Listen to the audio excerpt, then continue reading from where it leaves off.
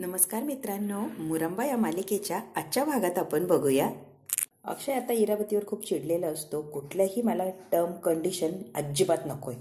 तुझे हे केलं नसेल तर ठीक, नाही तर मी काय करेल मी सांगता येणार नाही. आणि नसेलच केलं तर यांना सांगेल की माझी हत्या तशी नाहीये, का तिच्यावर आरोप लावताय. त्यामुळे मला आधी बघू दे नेमकी काय झालंय आणि कसं, मग काय ते ठरवतो मी. त्यामुळे प्लीज आत्या या वेळेला काही बोलू नकोस. अक्षयने डायरेक्ट इरावतीची बोलती बंद केलेली असते. इरावती सुद्धा खूप धीट असते. ठीक आहे, विश्वास ठेव, ताट तिथे मिळालं, पुरावा मिळाला तर हवी ती शिक्षा दे. पण नाही मिळालं तर काय करशील, त्याच्यावरही काही पर्याय पाहिजे. अक्षय म्हणतो तुझं हे केलं असेल तर माझ्यासाठी फार लाजिरवाणी गोष्ट असेल, कारण तू हे करावं किंवा तू करू शकते याचा मी विचारच करू शकत नाही आत्या. काका म्हणतात बसू नका, लगेच जाऊया आपण अडगळीच्या खोलीमध्ये. दूध का दूध, पाणी का पाणी, सगळं काही होऊन जाईल. चला बरं. मावशी म्हणते इरा चल चल चल. अगदी जबरदस्तीने इरावतीला त्या अडगळीच्या खोलीमध्ये घेऊन जातात. अडगळीच्या खोलीवर आल्यावर कळतं की ताट तिथे नाहीये. इरावतीने सगळं सुपडा साफ केलेलं असतं, बरोबर मॅनेज करून ताट उचललेलं असतं.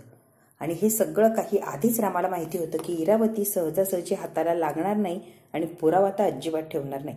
इरावती त्या अडगळीच्या खोलीत येते आणि नाटकं करत असते. दाखव दाखव, ताट कुठे, ताट कुठे. ताट आहे का इथे? सीमावहिनीने डांबून ठेवलं होतं इथे, मग जेवणाचं ताटही हवं होतं. सीमावहिनी सांगतीये ना, मग ताट कुठे दाखवा. इरावतीने आधीच ताट उचलून ठेवलेलं असतं. जेव्हा तमाशा झाला तेव्हाच ती म्हणते की रमा अक्षयला इथे घेऊन येणार आणि हे ताट दाखवणार. पण मी सुद्धा इरावती आहे असं होऊच देणार नाही.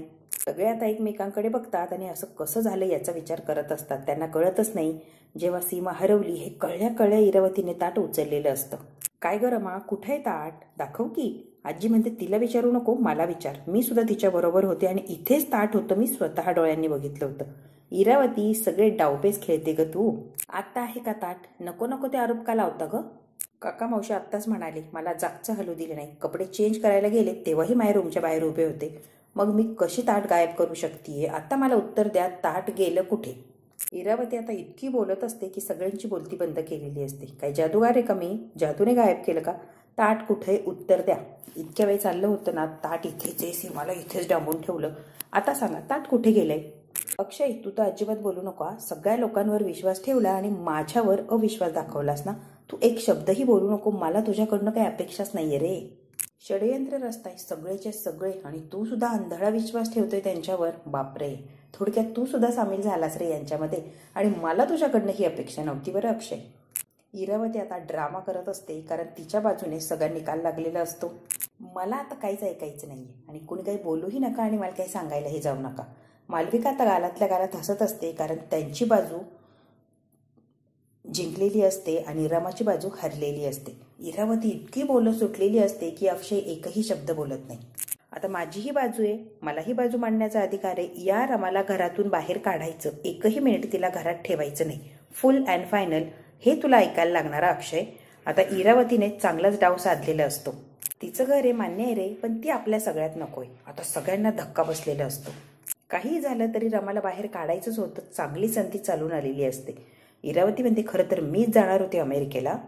स्वतःला प्रूव्ह केल्याशिवाय मी काय जात नसते. इनेच जायचंय घराच्या बाहेर, कळतंय का? इनेच जायचं म्हणजे जायचं आत्ताच्या आत्ता. अक्षय तू स्वतः सांग तिला.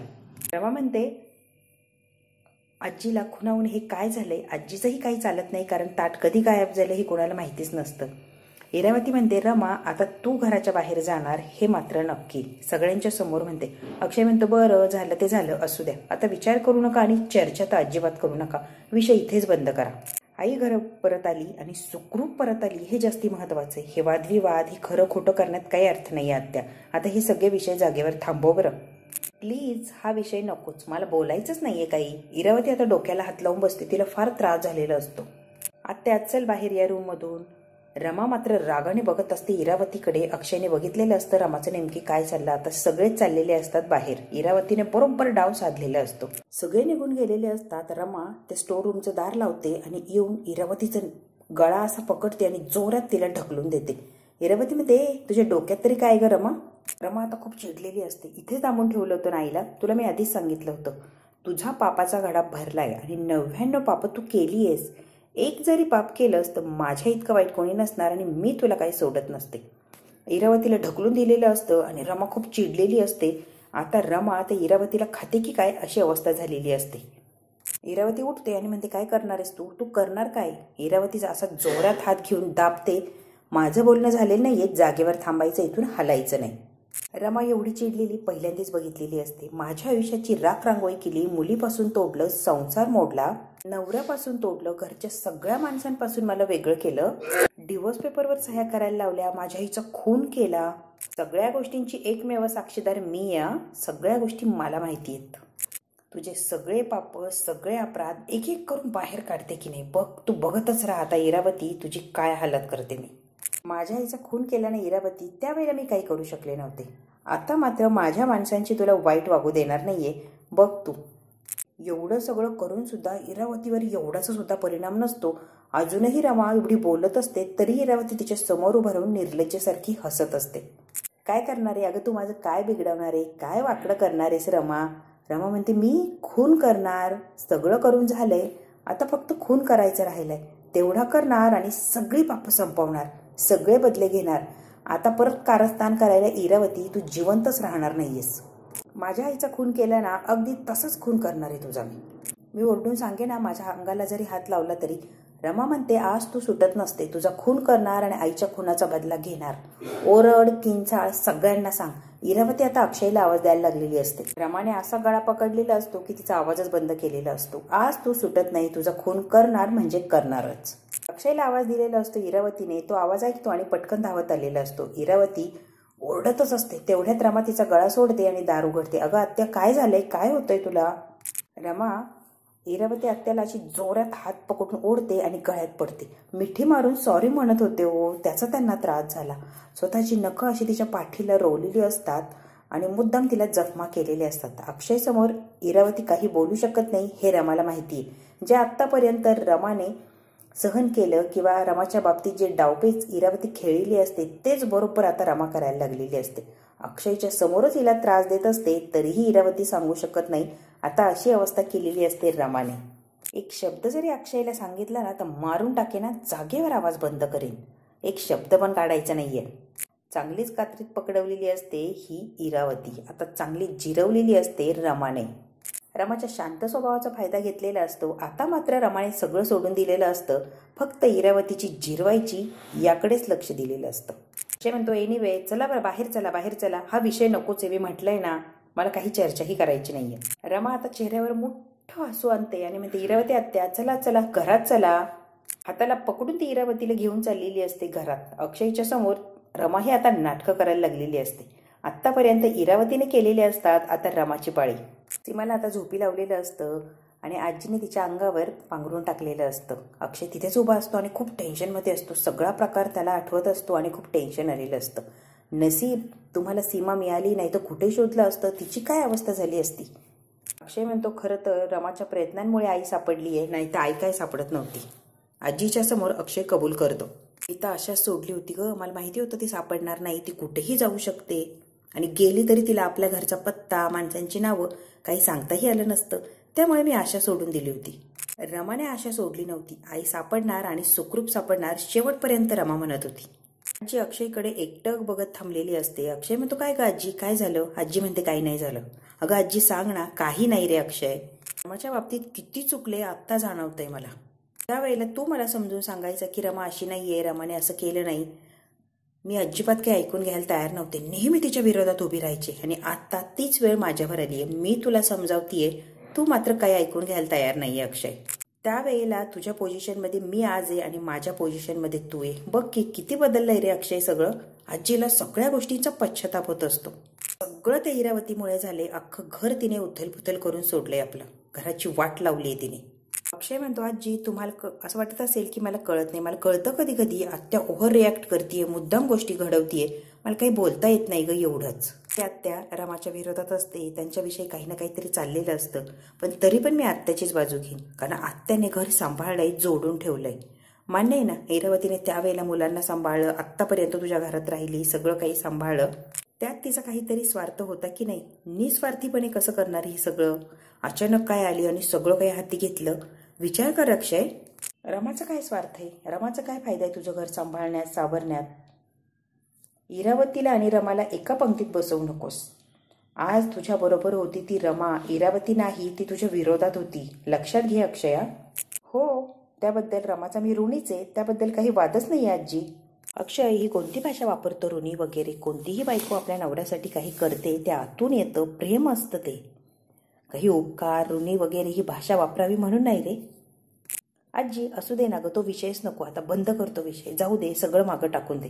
का सारखं सारखं तेच तेच उगाळतोय आपण? नको मला काही सांगण्याचा प्रयत्न करू. आम्ही खूप पुढे निघून गेलोय. तिचं सोड अक्षय. तुझं आहे का रे तिच्यावर प्रेम? तुझं काय? बोल की अक्षय. आजीने विचारलेलं असतं की तुझं प्रेम आहे का रामावर. अक्षय आजीकडे बघतो आणि सरळ निघून गेलेलं असतो. आजी आता अक्षय अक्षयचा आवाज देते, पण तोपर्यंत अक्षय निघून जातो. आजी म्हणते, कुणीच आपलं मन मोकळं केलं नाही, भावना व्यक्त केल्या नाही, तर कसा सुटणार आहे हा तिढा? तिढा तर सोडवायला हवाय ना. मग आता तिचा पाय चोळत बसलेली असते, पाय दाबत असते. जेव्हा ती सीमाला शोधत होती तेव्हा तिचा पाय लचकलेला असतो आणि त्यावेळेला तिच्या पायाला खूप वेदना होत होत्या, पण सीमाला शोधायचं या नादामध्ये रमाने लक्ष दिलेलं नसतं. आता बेडरूममध्ये निवांत असते आणि स्वतःचा पाय असं दाबत बसलेली असते. तेवढ्यात काय आजीच्या रूममधून अक्षय आलेला असतो आणि रमाचं काय चाललं बघतो तर काय, तिचा पाय दुखतोय. अक्षयला तो सगळा प्रसंग आठवायला लागलेला असतो. रमाच्या पायाला कशी दुखापत झाली आणि कसा पाय मुरगळला. अक्षय म्हणतो, सकाळी पाय मुरगळला तरी काही सांगितलं नाही, बोललीच नाही, तरीही एवढी धावपळ करत राहिली का ग रमा? मला काही जाणवलंच नाही, आत्ता कुठे निवांत बसलीये म्हणून दुखायला लागलाय, आणि एवढं पण काही नाहीये, होऊन जाईल सकाळपर्यंत क्लिअर. मी अर्था किंवा आरोहीला पाठवतो, कोणीतरी औषध लावून देईन तुझ्या पायाला. रमा म्हणते, काही गरज नाहीये, दोघीही झोपले आहे आजींच्या जवळ आणि त्यांना उठवू नका प्लीज.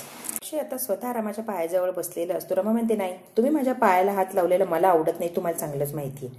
तूही खूप गोष्टी केल्या की ज्या मला आवडतच नाही, तरी पण त्या गोष्टी सहन केल्या ना रमा मी, त्यामुळे आता अजिबात काही बोलू नको आणि पायाला मलम लावू दे मला. हट्टीपणा करू नकोसा रमा. जबरदस्तीने तिचा पाय ओढून घेतलेला असतो आणि अक्षय आता मलम लावत असतो. रमा आता अक्षयकडे बघतच थांबलेली असते. अक्षय जेव्हा तिचा पाय हातात घेतो तेव्हा तिला काहीतरी वेगळीच फिलिंग झालेली असते. अक्षय हळूच म्हणतो, कुठे दुखतंय? आता रमा सांगते की कुठे दुखतंय. अक्षयलाही ऑकवर्ड फील होत असतं आणि रमालाही. मागच्या वेळेला रमाच्या पायाला जेव्हा हात लावत असतो अक्षय, तेव्हा तो म्हणतो, मी डोळे मिटून घेतले, कारण काही गोष्टी बघायची गरज नसते म्हणून डोळे मिटले बरं, काही विचित्र आणि वेगळं काही विचार करू नकोस. रमाला हे आठवतं आणि सेकंदात अक्षय हात काढून टाकते. प्लीज तुम्ही लावू नका, मी करेल, तुम्ही झोपा बरं. रमा आता अक्षयला म्हणते, तुम्ही करूच नका, तुम्ही झोपा प्लीज. अक्षय म्हणतो, आता काय झालं, मी लावतो याचा राग आलाय का? काहीही तसं नाहीये, प्लीज तुम्ही नका माझ्या पायाला हात लावू. मी हवं तर डोळे मिटून घेतो आणि मग औषध लावतो, दे इकडे, हट्टीपणा करू नकोस हा. सकाळी तुला चालता येणार नाही, इतका त्रास होणार आहे. रमाला आता अक्षय बरोबर घातलेले क्षण आठवत असतात. तिच्या हाताला लागलेलं असतं आणि ती जखम उघडीच असते. तेव्हा अक्षय म्हटलेलं असतं, उघडी जखम, इन्फेक्शनला आमंत्रण, त्यात आपण वेंधळे, कशाची काही काळजी घेणार नाही, अजूनच हे वाढत जाणार. काय ग, स्वतःची तरी काळजी घेत जा ना. अक्षयकडे बघत असते आणि एकटक सगळ्या गोष्टी तिला आठवायला लागलेल्या असतात आणि काहीतरी वेगळीच फिलिंग अक्षयकडे बघून रमाला आता होत असते. अक्षय आणि रमाने रंगपंचमीच्या वेळेला जो प्रसंग घडलेला असतो, स्वतःच्या गालावरचा रंग जवळ घेऊन रमाला लावलेला असतो अक्षयने, तो सुद्धा प्रसंग रमाला अगदी ताजा असल्यासारखा आठवायला लागलेला असतो. अक्षयची सुद्धा तीच अवस्था असते, पावसात उभे असतात एका छत्रीमध्ये, तो प्रसंग आता अक्षयला आठवायला लागलेला असतो. रमाला सगळे गोड आठवणी आठवायला लागलेले असतात. ते अक्षयकडे एकटक बघत असते आणि डोळ्यात तिच्या पाणी आलेलं असतं. अक्षय आणि रमाची एकच सिच्युएशन झालेली असते. दोघांनाही एकमेकांबद्दल ते आणि तसंच वाटत असतं. सगळ्या काही जुन्या आठवणी अगदी ताज्या होऊन त्यांच्या समोर आलेल्या असतात आणि एकमेकांविषयी वेगळीच काहीतरी भावना, एक वेगळीच काहीतरी ओढ असते. अक्षय म्हणालेला असतो की मी अक्षय मुकादम तुला वचन देतो, यापुढे तुझ्या आयुष्यात कधीही एकही दुःखाचा क्षण येऊ देणार नाही. सुख सुख सुख एवढंच काय रमाच्या आयुष्यात येणार. रमाला तेव्हा इतका आनंद झालेला असतो आणि ते निरागस हसू अजूनही आठवत असतं. अक्षय रमा सगळ्या आठवणींमध्ये हरवलेले असतात. निवांत असा वेळ मिळालेला असतो.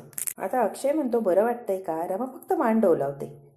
अक्षयने डोळे मिटलेले असते. अक्षय म्हणतो, मान डोलावू नको, बरं वाटत असेल तर तसं सांग तोंडाने, मान डोलावू नको.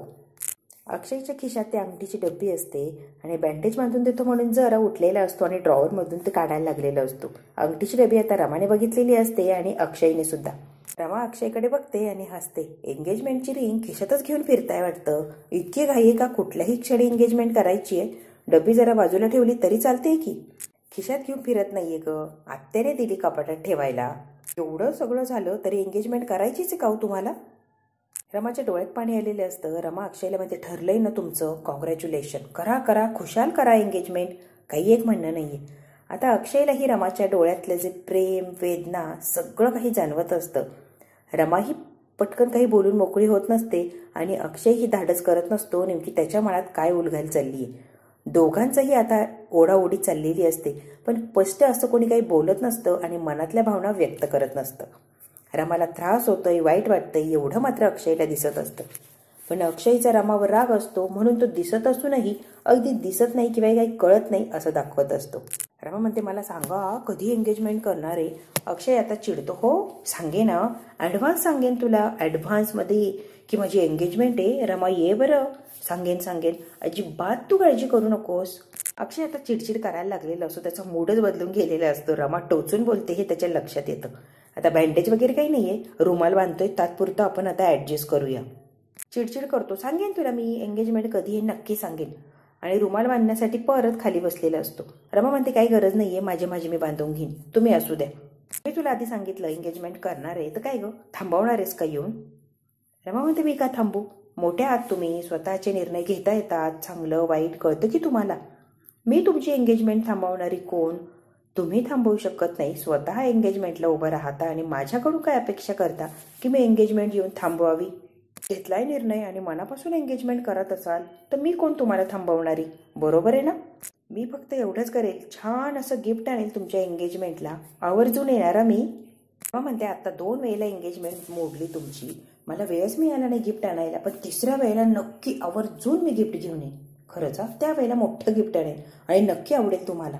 अक्षय उठतो, ती रिंग ड्रॉवरमध्ये ठेवतो आणि पटकन बाहेर गेलेला असतो. रमा म्हणते, रिंग घेऊन जा, विसरून जाल. आणि रामालाही राग आलेला असतो आणि अक्षयही. आता अक्षय बाहेर निघून जातो आणि रमा तोंड फुगवून तिथेच बसलेली असते. अक्षय आता जरा बाहेर आलेला असतो. अक्षय आता बाहेर येतो आणि निवांत असं उभा राहिलेला असतो आणि बाहेर काकाचं दारू पिण्याचं काम चाललेलं असतं. जोरात असा आवाज करतो काका. अरे बापरे, वा मज्जा आली. माणूस आयुष्यात कितीही पुढे जाऊ दे, जुनं प्रेम कधीही माणूस विसरू शकत नाही, ते नेहमी त्याच्या मनात असतं आणि सारखं सारखं त्याला आठवत असतं. अक्षय आता बघतो तर काय, काका. अक्षय आता डायरेक्ट काकाच्या समोरून उभा राहतो आणि काय चाललंय तुमचं, इकडे काय करताय तुम्ही, काय होतंय, असं काय वागताय तुम्ही. आता काका डायरेक्ट अक्षयच्या अंगावर आलेले असतात. ज्या कारणामुळे तुम्ही इथे आला ना, त्याच कारणामुळे मी इथे, तुम्ही काय बोलताय मला काही समजत नाहीये. बायकोने डोक्याचं भरीत केलंय, माझ्या बायको कारणीभूत आहे म्हणून तर बाहेर आलोय मी. काका आता अक्षयच्या समोर बसलेला असतो, खिशातून दारूची बॉटल काढतो आणि परत प्यायला लागतो. अक्षय म्हणतो, हे काय चाललंय, कळतंय का तुम्हाला. अहो हे काय, पहिलं प्रेम, देशी. अक्षयचं तर डोकंच बंद पडलेलं असते ह्या काकाच्या पुढे. अक्षयराव कितीही सोडायचा प्रयत्न करू दे, सुटत नाही. पहिलं प्रेम आहे शेवटी, पहिलं प्रेम काही केल्या मनातून जात नाही आणि सुटत तर अजिबात नाही बरं का. कितीही विचार करा अक्षयराव, प्रेम असं सहजासहजी सुटत नाही हो. आणि शेवटी देशीवर पहिलं प्रेम आहे आपलं, सहजासहजी कसं सुटणार, काहीही झालं तरी आठवण येतेच बघा अशी अधूनमधून. तुमचा पण अक्षयराव सेम प्रॉब्लेम आहे ना, बरोबर ना. मला जे होतंय तेच तुम्हाला होतंय ना. आता काकाला जे डायरेक्ट बोलायचं असतं ते दारूला मध्ये आणून काका बोलत असतो आणि अक्षयला बरोबर टोमणे देत असतो. म्हणतो, नाही माझा प्रॉब्लेम वेगळा आहे, तुमचा आणि माझा प्रॉब्लेम एक नाहीये. बायकांना काही गोष्टी कळत नाही याचा अभिनय करतात. काका आता हसायला लागलेले असतात. जावई बापू, अक्षयराव, बायकांना सगळं कळत असतं, फक्त आपल्या तोंडून ऐकायचं असतं, एवढीच काय त्यांची अपेक्षा असते. आपल्यापेक्षाही जास्ती त्यांना कळत असतं, फक्त आपल्या तोंडून ते वदवून घ्यायचं असतं. आज काय तर मुरंबा छान झाला, उद्या काय तर या साडीमध्ये सुंदर दिसतीये. शब्दांचे फिल्टर जर वापरायचे नसते ना अक्षयराव, तर तोंडाने बोलून मोकळं व्हायचं की मी तुझ्यावर जीवापाड प्रेम करतो, तुझ्याशिवाय मी राहूच शकत नाही. कळलं का अक्षयराव, हेच अपेक्षित असतं बायकांना. काका म्हणतो, अक्षयराव तुम्हाला काय प्रॉब्लेम आहे, बोलता येत नाही, शब्द सापडत नाही, काय प्रॉब्लेम आहे. अहो सांगा, सगळ्या गोष्टींवर सोल्युशन आहे आपल्याकडे. अक्षयराव एकदा बोलून तर बघा. अक्षय आता काकांकडेच बघत थांबलेला असतो, कारण काका जे म्हणतो ते बरोबर असतं. त्याला बोलताही येत नाही आणि धाडसही नसतं आम्हाला खरं सांगण्यासाठी. आता बघूया अक्षय आणि काका नेमकी काय आणि कशी चर्चा करतात सगळ्या विषयावर. मित्रांनो, हा भाग इथे संपला. पुढच्या भागात काय होणार आहे अगदी आपण थोडक्यात बघण्याचा प्रयत्न करूया. अक्षय आता दारू प्यायलेला असतो आणि डायरेक्ट वर चढतो. अक्षय शिडी लावून वर चढलेला असतो. थोडा जरी तोल गेला तर तो खाली पडणार आणि खूप त्याला लागणार, इजा होणार, दुखापत होणार हे माहिती असतं. आणि रमा इतकी घाबरलेली असते, इतकी अक्षयची काळजी वाटत असते. आरडाओरडा करून घरची सगळी मंडळी बाहेर आलेली असते. रमा आता सगळ्यांच्या समोर काकाला बोलत असते. काय हो, दारू प्यायला दिली तुम्ही?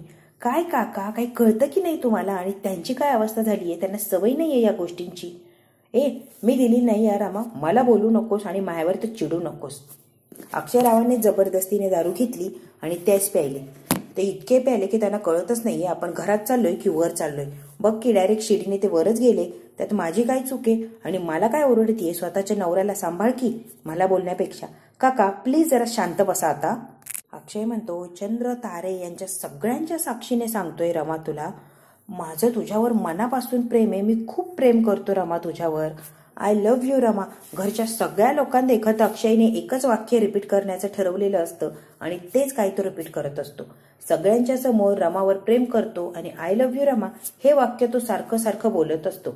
आता मात्र इरावती आणि मालविका यांचे तोंड बघण्यासारखी झालेली असतात. अगदी यांच्या तोंडावर 12 वाजलेली असतात आणि अक्षयने सगळ्यांच्या समोर कबूल केलेलं असतं की तुझ्याशिवाय रमा मी राहूच शकत नाही. इरावती आत्याने आणि मालविकाने जो काय डाव रचलेला असतो, जो काय तमाशा मांडलेला असतो, तो आता जागेवर थांबलेला असतो आणि सगळेच तोंडावर पडलेले असतात. अक्षयने सगळ्यांच्या समोर प्रेमाची कबुली दिलेली असते आणि रमाला एक्सेप्ट केलेलं असतं. दोघांची ही चुप्पी आता कुठेतरी संपलेली असते आणि शेवटी अक्षयने तोंड उघडलेलंच असतं. आय लव्ह यू 2 वेण्या. आता हे जेव्हा चाललेलं असतं तेव्हा इरावतीला इतका राग आलेला असतो. ती रागाने अक्षयकडे बघते आणि नंतर आजीकडे बघत असते. कारण आजीच्या चेहऱ्यावर भयानक असा आनंद, हसू सगळं असतं. आजीच्या मनातलं अगदी अक्षयच्या ओठावर आलेलं असतं आणि आजीला हेच अपेक्षित असतं. म्हणून आजी खूप खुश झालेली असते आणि आनंदाने दोघांकडे बघत असते. रमाने आता अक्षयला सावरलेलं असतं, तो खाली पडू नये म्हणून, आणि अक्षयने सुद्धा रमाला घट्ट असं पकडलेलं असतं. आता हे काय दोघांच्या मध्ये चाललेलं आहे हे इरावती आणि मालविकाला अजिबात सहन होत नसतं. पण आता सगळ्यांच्या समोर हा तमाशा चालल्यामुळे इरावतीला काही ऍक्शन घेता येत नसते. ती फक्त बघत थांबलेली असते आणि चिडचिड करत असते. आजी मात्र खूप खुश असते आणि त्यातून काका डबल खुश. काका जे सिद्ध करण्यासाठी आलेले असतात ते आता सिद्ध झालेलं असतं. आता बघूया अक्षयची दारू उतरल्यावर सुद्धा अक्षय कबूल करेल का की रमा तुझ्यावर प्रेम करतो आणि तुझ्याशिवाय मी राहू शकत नाही. रमाला स्वतः तो घरात थांबून घेणार की रमा चालली तर तिला जाऊ देणार. एंगेजमेंट करणार का मालविका सोबत? हे सगळे काही प्रश्न जे पडले त्याची उत्तरं मिळणार उद्याच्या भागात. हा भाग इथेच संपला. व्हिडिओ आवडल्यास लाईक, शेअर, सबस्क्राईब नक्की करा. धन्यवाद.